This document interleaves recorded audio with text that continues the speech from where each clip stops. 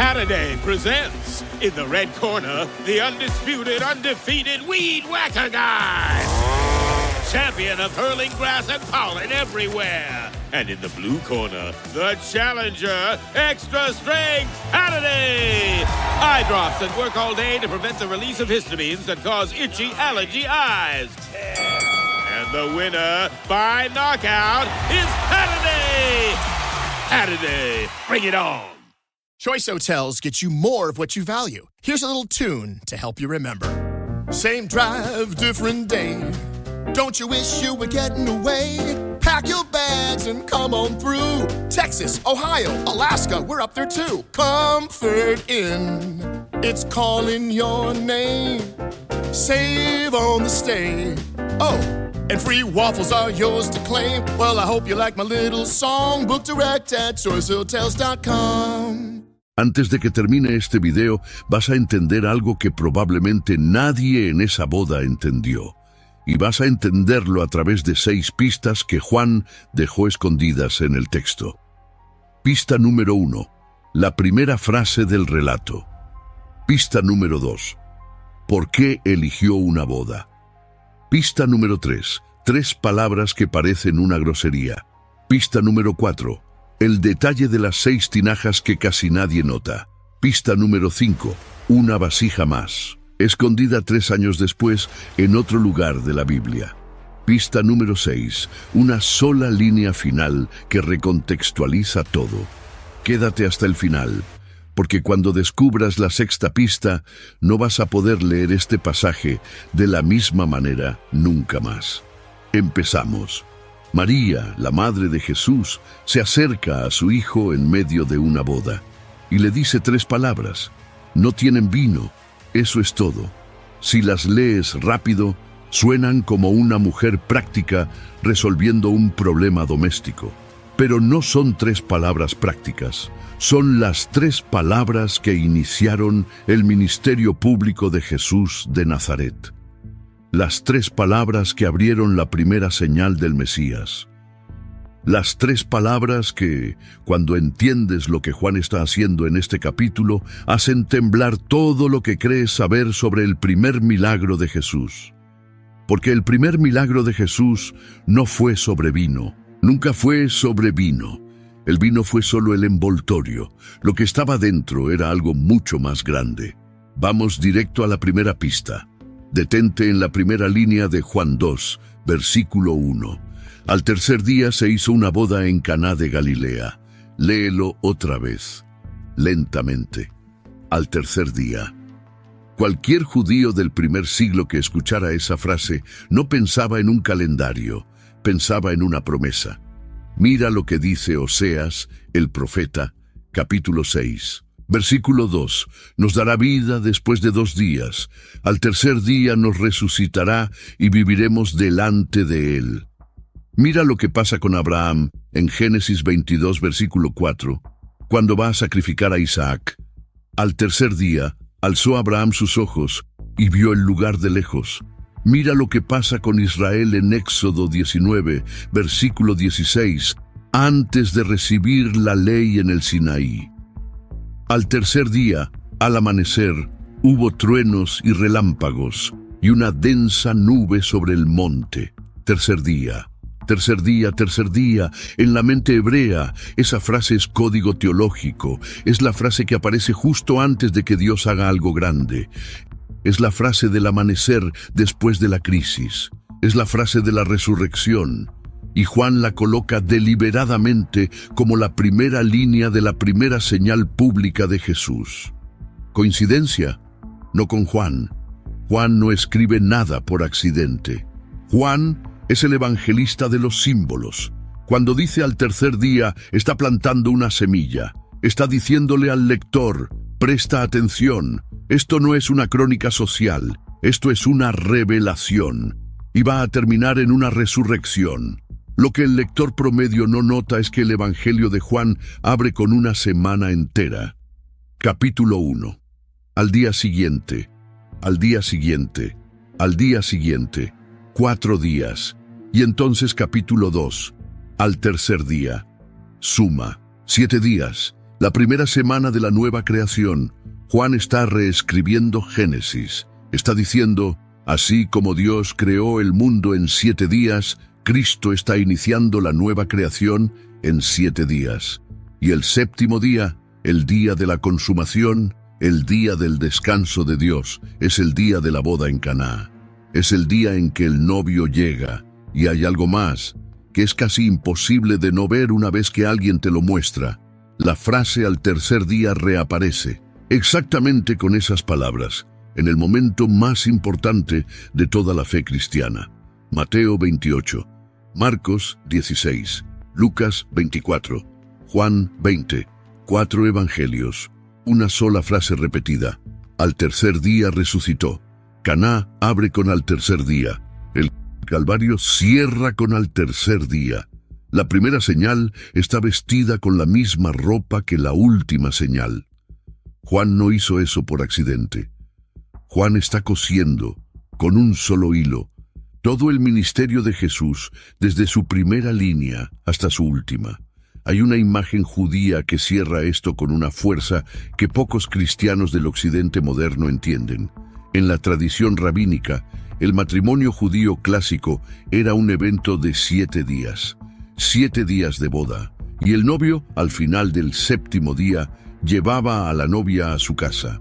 La consumación llegaba al final. Caná es el séptimo día de la primera semana del Evangelio, la boda, la llegada del novio. Y al final de su ministerio en la cruz, otro séptimo día, la consumación. La novia es comprada, el precio se paga. Toda esa carga está dentro de 3 palabras, al tercer día. Si esto ya te está abriendo los ojos, dale like a este video y déjame en los comentarios la palabra Caná. Vamos a la segunda pista. Ahora pregúntate algo que casi nadie se pregunta. ¿Por qué Jesús eligió una boda? De todos los lugares posibles para hacer su primer milagro, una boda. Pequeña, privada, en un pueblo tan insignificante que muchos arqueólogos todavía discuten dónde quedaba exactamente. Trata de imaginarte la escena. Caná no era Jerusalén, no era Cesarea, no era ni siquiera Cafarnaún. Era un caserío en las colinas de Galilea, probablemente unas pocas decenas de casas de piedra y barro, calles de tierra, olor a aceite de oliva y a estiércol de animal en las afueras. Las bodas judías del primer siglo duraban 7 días. Era el evento más grande que un pueblo así veía en años. Cada familia traía algo. Las mujeres cocinaban en los patios. Los músicos golpeaban tambores y tocaban flautas. Los niños corrían entre las piernas de los invitados. Y el novio, sentado en un lugar de honor, recibía a cada huésped con un cuenco de vino. En medio de eso, en una esquina, está Jesús. 30 años, carpintero de un pueblo cercano, hijo de una viuda. Casi nadie sabe quién es. Casi nadie va a recordar que estuvo ahí. Y aquí está la respuesta que la mayoría no escucha. Porque en el Antiguo Testamento, cuando Dios quiere describir su relación con Israel, casi siempre usa una imagen, una sola imagen, una y otra vez. La de un matrimonio. Isaías 54, versículo 5. Tu marido es tu hacedor. Jehová de los ejércitos es su nombre. Oseas 2, versículo 19. Te desposaré conmigo para siempre. Jeremías 3, versículo 14. Volveos, hijos rebeldes, dice Jehová, porque yo soy vuestro esposo. Y los profetas no se detuvieron ahí. Cuando empezaron a hablar del Mesías que vendría, lo describieron también como un novio, y describieron la era mesiánica, el día en que Dios finalmente restauraría todas las cosas, como una boda. Una boda con vino abundante, una boda con alegría desbordante.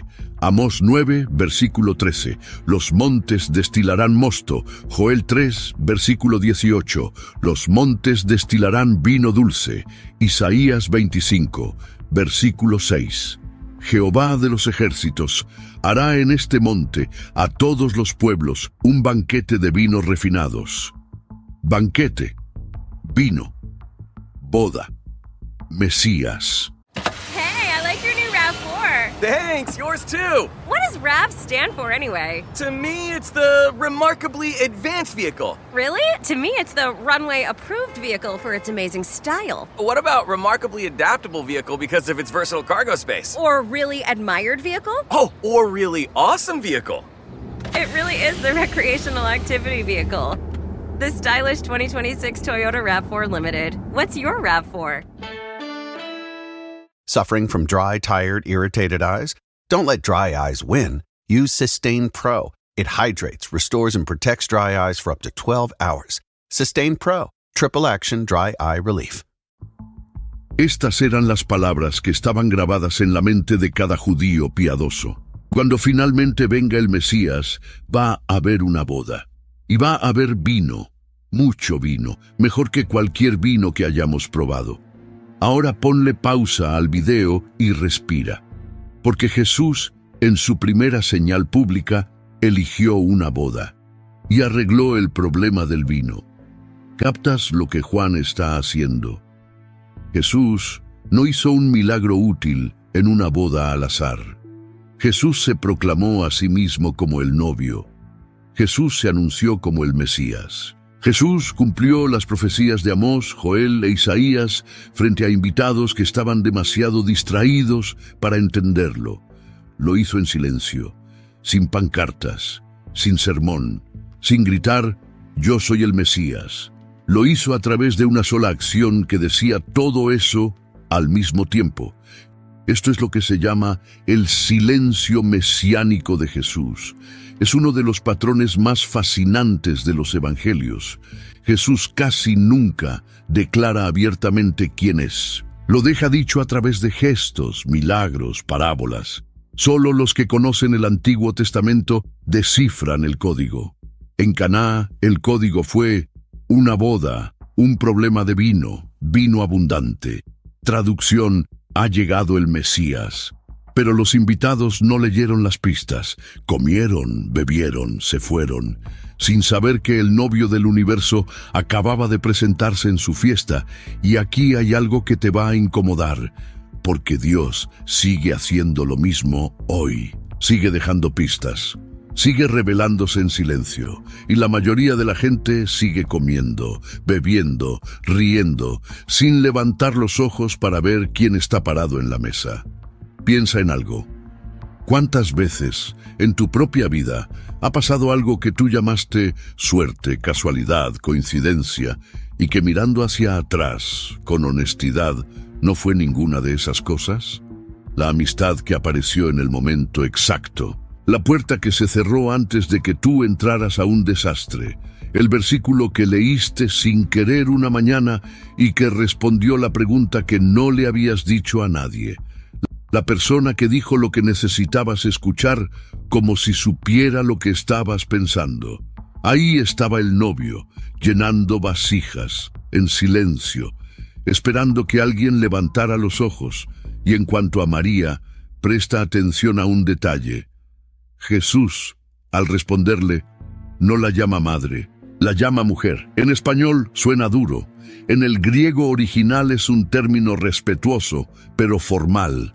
Y aquí, Juan está jugando con otra capa, porque la primera mujer mencionada en la Biblia es Eva, en Génesis 3, versículo 15, donde Dios profetiza que la simiente de la mujer va a aplastar la cabeza de la serpiente. La última mujer mencionada en la Biblia, en sentido simbólico, está en Apocalipsis 12, vestida del sol, dando a luz al Mesías y huyendo del dragón. Mujer al principio, mujer al final. Y aquí, en el medio, una mujer susurrando a su hijo. No tienen vino. María está en la cadena profética. No es una nota al margen, es una bisagra. Es la mujer cuya simiente es el novio. Pasemos a la tercera pista. María se acerca a Jesús con la frase que ya conocemos, 3 palabras. No tienen vino. Y Jesús le responde con una frase que en español suena fría, casi grosera. Juan 2, versículo 4. ¿Qué tienes conmigo, mujer? Aún no ha venido mi hora. Aún no ha venido mi hora. Detente ahí. Porque si has leído el Evangelio de Juan completo, ya viste esa frase antes. La viste muchas veces. Juan 7, versículo 30. Querían prenderle, pero ninguno le echó mano, porque aún no había llegado su hora. Juan 8, versículo 20. Pero nadie le prendió, porque aún no había llegado su hora. Juan 12, versículo 23. Ha llegado la hora para que el Hijo del Hombre sea glorificado. Juan 13, versículo 1. Sabiendo Jesús que su hora había llegado para que pasase de este mundo al Padre. Juan 17, versículo 1. Padre, la hora ha llegado.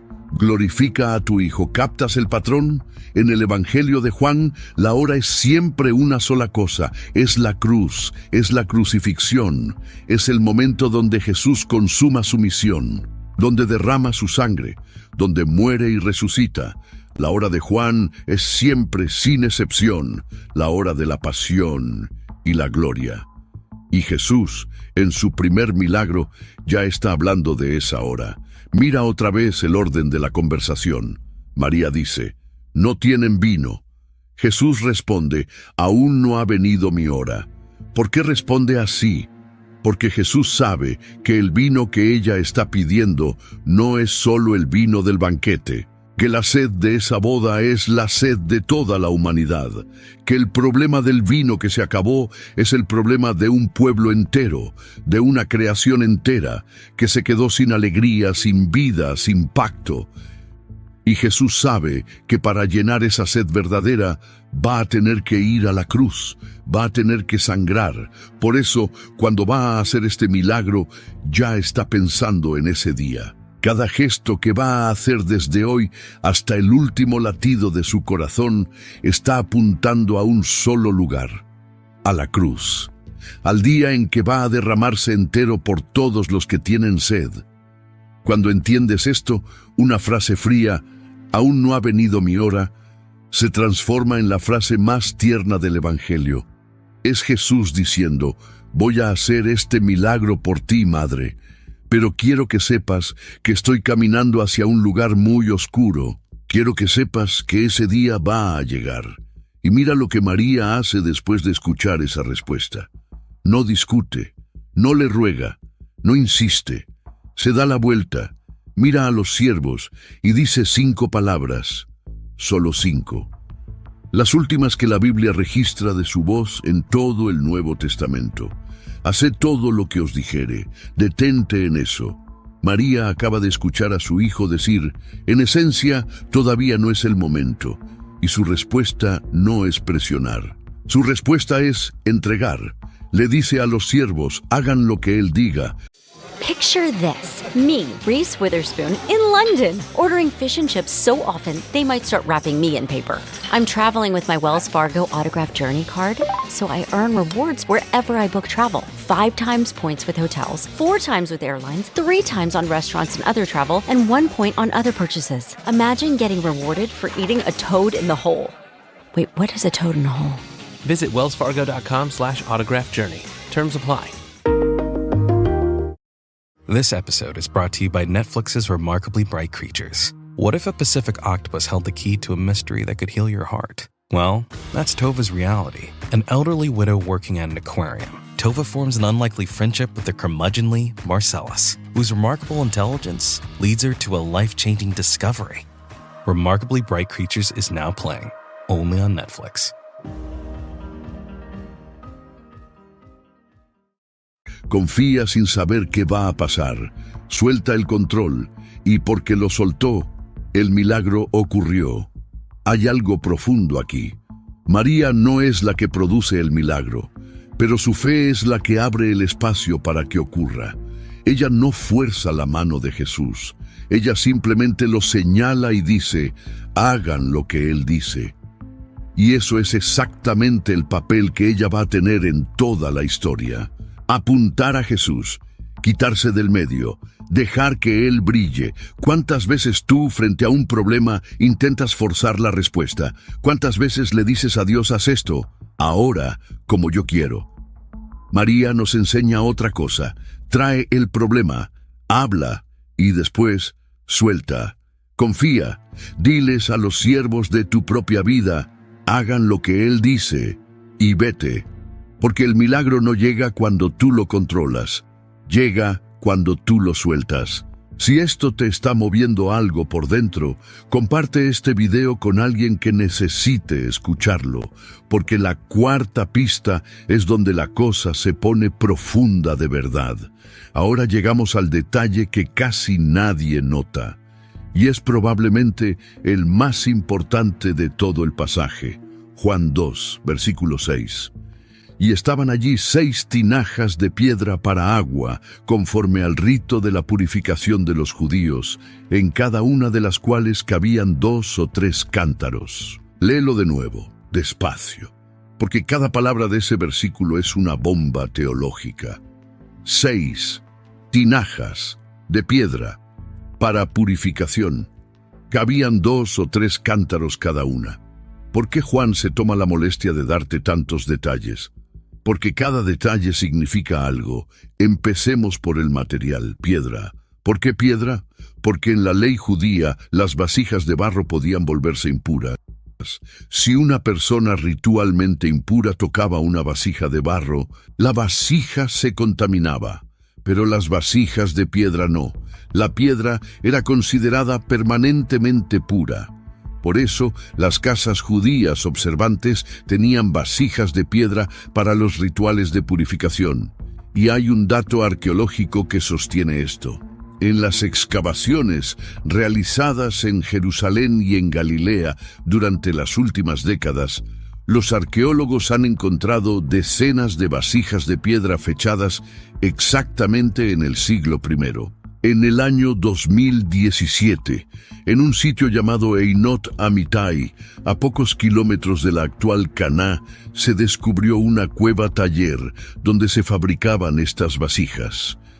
Eran tan comunes en hogares judíos observantes que su presencia es uno de los marcadores principales para identificar una casa como judía y no pagana en aquella época.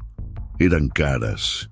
Eran pesadas, pero las familias las tenían porque la pureza ritual era el centro de su vida diaria. Y aquí está la conexión que casi nadie hace. ¿En qué estaban escritos los 10 mandamientos? En piedra. ¿En qué estaba escrita la ley de Moisés? En piedra.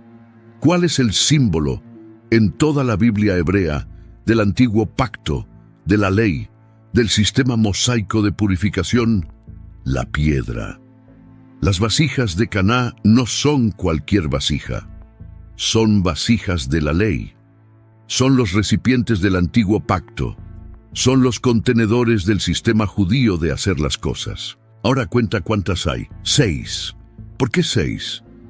Porque en la simbología bíblica el número 7 representa la perfección, la completitud, lo divino. Dios crea en 6 días y descansa en el séptimo. La perfección llega en el séptimo.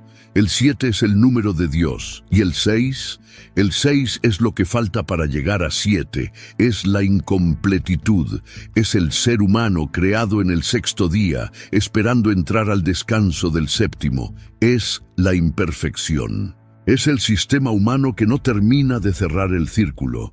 6 vasijas de piedra significa, el antiguo pacto, hecho de piedra, no es suficiente, falta uno, falta el séptimo, falta el que completa el sistema, y entonces Jesús da la orden, llenadlas de agua.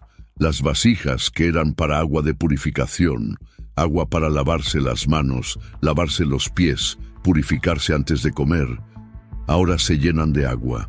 Pero cuando los siervos sacan el líquido, ya no es agua, es vino, el mejor vino. ¿Captas lo que acaba de pasar? Jesús no eligió las jarras vacías de vino, que sería lo lógico. Eligió los recipientes de la purificación, eligió los contenedores que representaban el antiguo sistema, y los llenó con la realidad nueva.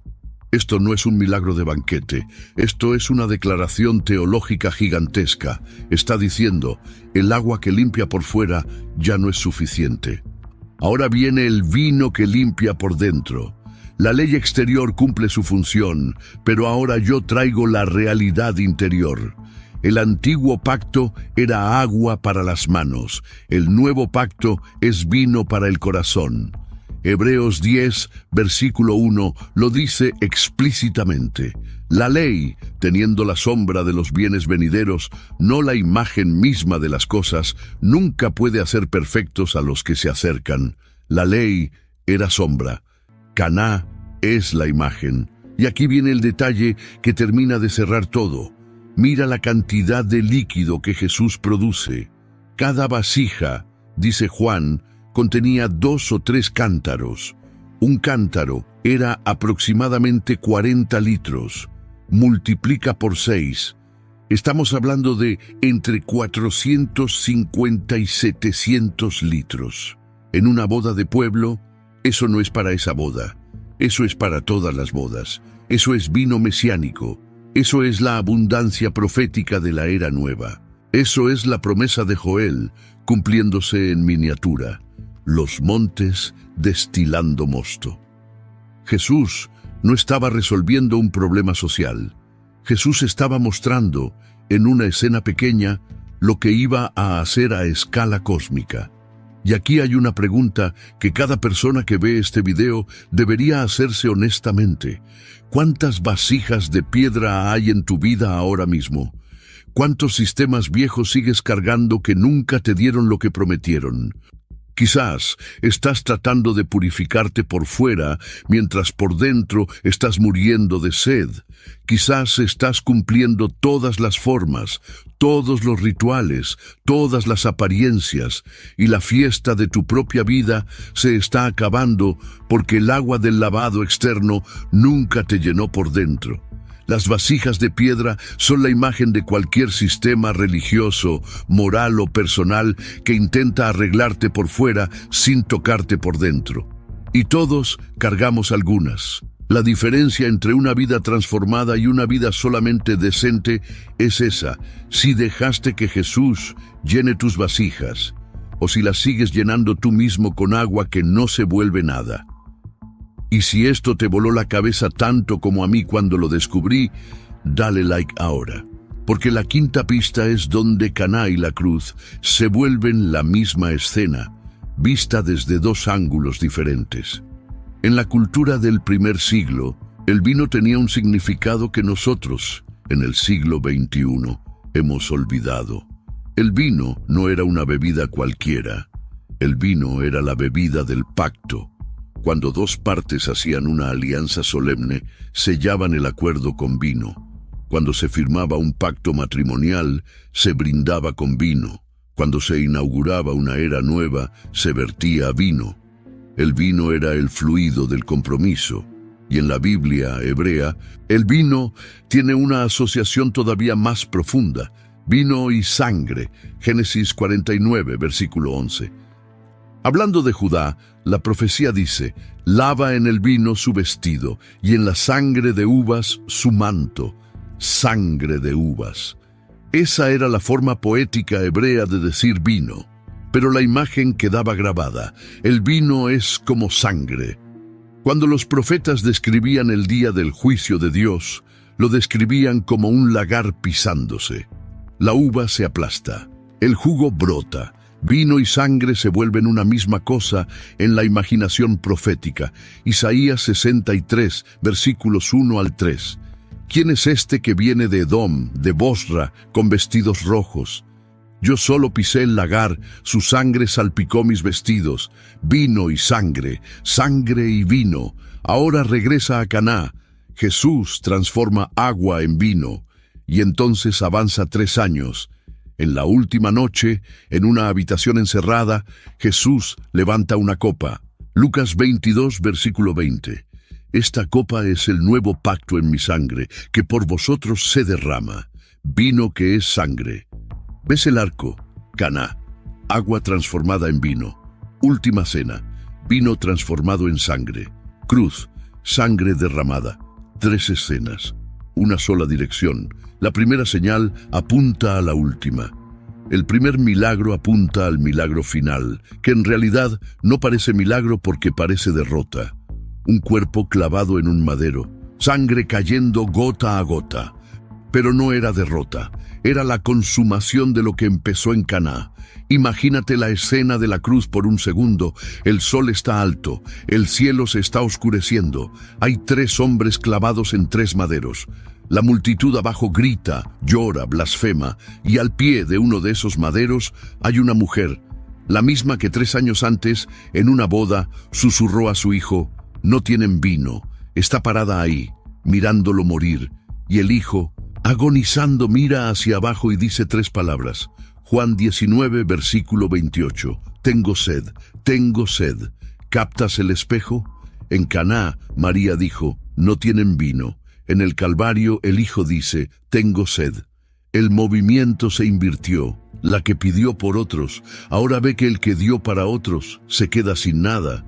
La sed que él aplacó en aquella boda, ahora él la padece en su propio cuerpo. Está derramándose entero. Y aquí está el detalle que pocos predicadores mencionan, pero que cierra el círculo de manera devastadora. Cuenta otra vez las vasijas de Caná. 6 vasijas de piedra, vacías de vino, llenas de agua, transformadas en vino del nuevo pacto.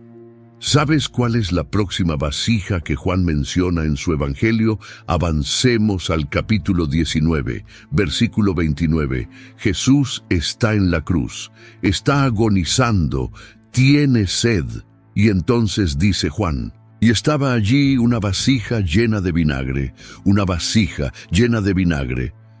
El vinagre en el primer siglo era vino que se había vuelto ácido, vino fermentado en exceso, vino estropeado, vino corrompido. 6 vasijas en Caná y una vasija más en la cruz. Suma 7. La 7ª vasija, la que faltaba, la que completa el número de la perfección, y está en la cruz, y está llena de vino estropeado, y la levantan a los labios de Jesús con una caña de hisopo. Mira esto, la misma planta que se usaba en el Éxodo para untar la sangre del Cordero Pascual en los dinteles de las puertas para que la muerte pasara de largo. Hisopo, sangre, cordero. Caná abrió con vino bueno en 6 vasijas, la cruz cierra con vino malo en una 7ª vasija. Y Jesús, después de tomar ese vinagre, dice 3 palabras finales: consumado es, tetelestai, en griego. Está cumplido, está completo, está terminado. ¿Qué está terminado? Lo que empezó en Caná. La primera señal y la última son la misma escena espejada. En Caná el novio llega y trae vino abundante. En la cruz el novio se entrega y derrama el vino verdadero. En Caná los invitados ríen sin entender. En la cruz los discípulos lloran sin entender. En Caná María dice: no tienen vino. En la cruz Jesús dice: tengo sed. En Caná Jesús dice: aún no ha venido mi hora. En la cruz dice: consumado es. Caná y el Calvario son la misma historia. Una en alegría, otra en agonía. Pero las dos son la boda del Cordero. Si esto te tocó algo por dentro, no te lo guardes, compártelo. Porque queda una pista más, la definitiva, la que nadie entendió en aquella boda, y la que Juan, con una sola línea final, nos revela a nosotros 2000 años después. Termina el milagro. El maestresala prueba el vino, lo encuentra extraordinario, llama al novio y le dice, en Juan 2, versículo 10, todo hombre sirve primero el buen vino, y cuando ya han bebido mucho, entonces el inferior, mas tú has reservado el buen vino hasta ahora. Y aquí Juan cierra el episodio con una línea que casi nadie comenta. Versículo 11. Este principio de señales hizo Jesús en Caná de Galilea, y manifestó su gloria, y sus discípulos creyeron en él. Detente en lo que no dice esa frase. No dice: y todos los invitados creyeron. No dice: y la boda entera vio la gloria de Dios. No dice: y el maestresala se arrodilló. No dice: y los siervos cayeron de rodillas. Dice solamente: y sus discípulos creyeron en él. ¿Cuántos discípulos había en ese momento? 5.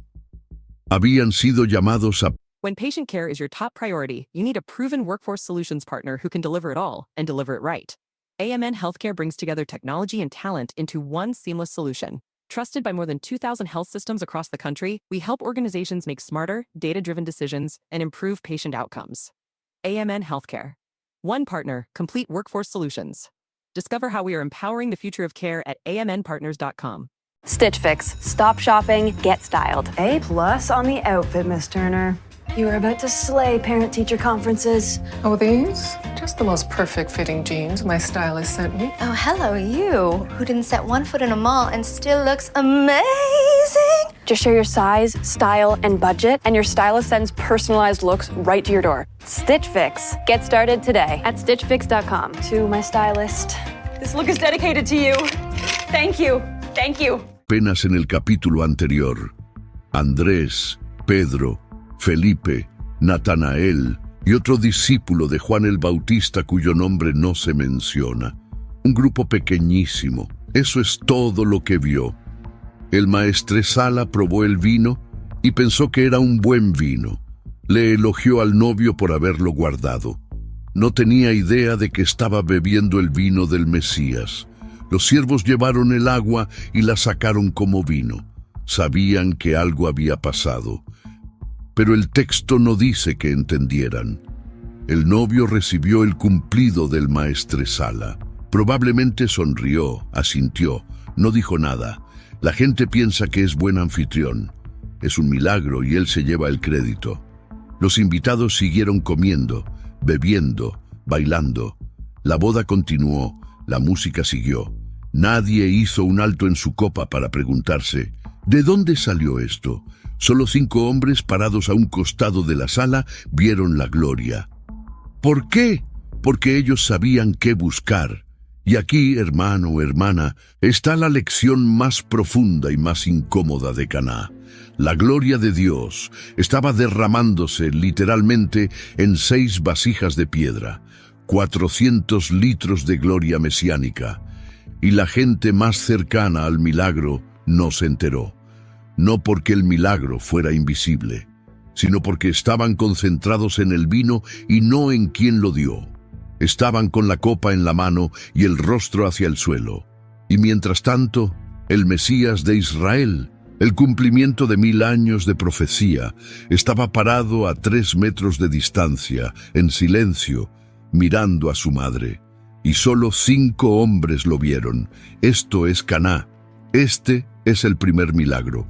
No es una historia sobre poder sobrenatural. Es una historia sobre una pregunta brutal que cada generación tiene que responder. ¿Estás bebiendo del vino o estás mirando al novio? Porque hay multitudes que entran a iglesias cada domingo, cantan canciones, levantan las manos, sienten emociones, salen, comen, vuelven a sus vidas y nunca, ni una sola vez, levantan los ojos para preguntarse de dónde sale el vino que están bebiendo. Hay personas que se convirtieron hace 20 años y siguen, espiritualmente, en la misma posición que el maestresala de Caná, probando, juzgando, comentando, sin reconocer al anfitrión. Y hay otros que ni siquiera entran, que se quedan afuera del banquete, mirando por la ventana, pensando que el cristianismo es una religión más, sin saber que el novio está adentro, esperándolos, sirviendo vino, en silencio, sin gritar, sin obligar, esperando a alguien que tenga ojos para ver. Hay una escena que pasa en miles de iglesias cada domingo y nadie la nota. Una persona entra, se sienta en el último banco, trae el alma rota, tiene una semana entera de heridas encima, una decisión laboral que no sabe cómo tomar, una relación que está crujiendo, un diagnóstico médico que tiene que recibir el lunes, un hijo que no le habla, un secreto que carga sin contárselo a nadie. Y entra, se sienta, la música arranca, la gente canta, el predicador habla, y esta persona en el último banco mira hacia adelante con los ojos en el suelo, comió del banquete, estuvo en la sala, pero salió igual de vacía que como entró, porque nunca levantó los ojos. Nunca se atrevió a creer que el novio estaba ahí, mirando hacia el último banco, esperando que alguien lo reconociera. Y la pregunta de Caná es la pregunta de tu vida ahora mismo. ¿Cuántos milagros han pasado a tu lado mientras tú comías y bebías? ¿Cuántas veces Dios ha llenado vasijas en tu vida y tú las atribuiste a la suerte, al azar, a tu propio esfuerzo, al buen vino que el universo guardó para ti? ¿Cuántas veces María, a tu lado, ha susurrado no tienen vino sobre tu propia carencia y tú no la escuchaste? Caná no fue una historia. Caná es un espejo. Las vasijas vacías eres tú. La incapacidad de seguir produciendo alegría con tus propias fuerzas eres tú. El final de la fiesta sin que tú puedas hacer nada eres tú. Y la única forma de que el agua se vuelva vino es que dejes de mirar el contenido de las vasijas y empieces a mirar a quién camina entre ellas. Hay un detalle final, y con esto cierro. ¿Sabes cuántas bodas se mencionan en el Evangelio de Juan? Una, esta, la de Caná, y en el último libro del Nuevo Testamento, en el Apocalipsis, también aparece una, la final. Apocalipsis 19, versículo 7. Han llegado las bodas del Cordero y su esposa se ha preparado. Caná abre el ministerio público de Jesús con una boda donde casi nadie se da cuenta de quién es el novio. Apocalipsis cierra la historia entera de la humanidad con una boda donde todo el universo finalmente lo reconoce. Entre esas dos bodas estás tú, en el medio, con la copa en la mano y con una pregunta encima. ¿La estás bebiendo distraído como los invitados? ¿O la estás bebiendo mirando al novio como los discípulos? Porque al final, la diferencia entre el que entra a la boda final y el que se queda afuera no es teológica, no es moral, no es litúrgica, es de mirada, es saber a quién estás mirando cuando levantas la copa.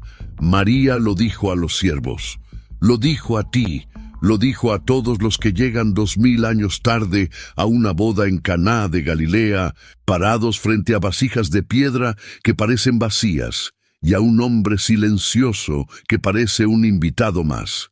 5 palabras. Las últimas palabras grabadas que María dice en todo el Nuevo Testamento. Mira lo que dice Juan 2, versículo 5. Haced todo lo que os